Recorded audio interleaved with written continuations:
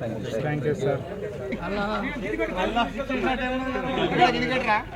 దీన్ని మీరు కొనసాగిస్తూ ఇందులో మీకు ఒక చక్కటి విలువలతో మనం ఇక్కడ విద్యను నేర్చుకోవడం జరిగింది. ప్రతి ఒక్కరు లైవ్లైట్స్ అందరూ కూడా ఎవరు ఎదిగే విధంగా మీరు కృషి చేయాలని నా ఆకాంక్ష. ఎందుకంటే థ్యాంక్ యూ. మీ బంధువులు కావచ్చు, మిత్రులు కావచ్చు, మీ పిల్లలు కావచ్చు, మీ బంధువుల పిల్లలు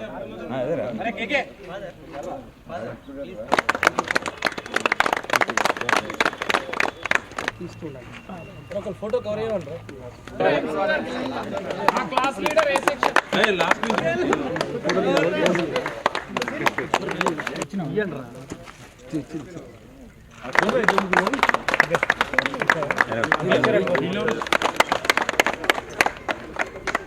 రూబ్యాం నమః.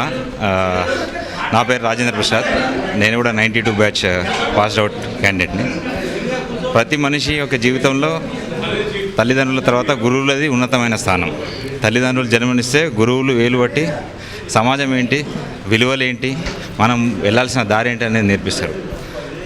మా అదృష్టవశాత్తు లోయలా హై స్కూల్ కరీంనగర్లో చదవడం అనేది చాలా అదృష్టంగా భావిస్తున్నాం. 25 వసంతాలు పాస్డ్ అవుట్ అయ్యి 25 వసంతాలు ఇలా గురువుల మధ్య సెలబ్రేట్ చేసుకోవడం అనేది చాలా ఆనందంగా ఉంది. ఈ లైలా స్కూల్ 91, 92 ఎస్ఎస్సి బ్యాచ్. మామూలుగా మేము 25 సంవత్సరాల తర్వాత ఒక పాత మిత్రుడిని చూస్తేనే అత్యంత సంతోషము, అత్యంత ఆప్యాయత కురిపిస్తాము. అలాంటిది ఇక్కడ ఒక 50 మంది రావడం మళ్ళీ మా ఒక అదృష్టంగా భావిస్తున్నాం, మా గురువులను మేము సన్మానించుకోవడం. My dear beloved former students, good evening to all of you. నేను ఒకసారి లోయలా కళాశాలలో పనిచేసినప్పుడు బైక్లో వెళ్తుంటే అక్కడ ఒక ఇన్స్పెక్టర్ నన్ను ఆపుతున్నాడు. అయ్యో, ఈ దినం నేను లైసెన్స్ తీసుకురాలేదే, వేరే దారిలో వెళ్ళిపోతామా అనుకుంటే అటు వెళ్తుంటే నన్ను కమ్ అంటున్నాడు. దగ్గరికి వెళ్తే నాకు సల్యూట్ కొట్టి, father I'm your old student, ఏంటి నన్ను చూసి పారిపోతున్నారు, I just want to wish you and say good evening to you father, ఎలా ఉన్నారు ఫాదర్ అని మాట్లాడుతున్నాను. నాకు చాలా సంతోషం అయింది ఆ దినం. ఈ దినం కూడా మీ అందరినీ చూచి నాకు చాలా ఆనందంగా ఉంది.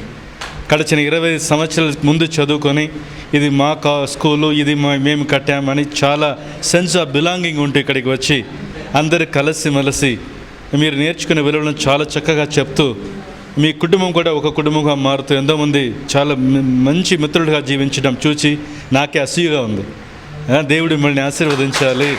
చిన్నప్పటి నుంచి తర్వాత మనల్ని కని పెంచి పెద్ద చేసినటువంటి పేరెంట్స్ని కాపాడాలి. చాలా మీ కాలంలో మనం చూసినట్లయితే ఆ విధంగా కాపాడతలేరు. కాబట్టి ఆ నైతిక విలువల్ని దిగజార్చుకోకుండా తప్పకుండా మన తల్లిదండ్రులకి మంచి విలువనిచ్చి తర్వాత మీరు మంచి సమాజంలో ఆదర్శ పౌరులుగా ఉండాలని చెప్పి కోరుకుంటూ సెలవు తీసుకుంటాం.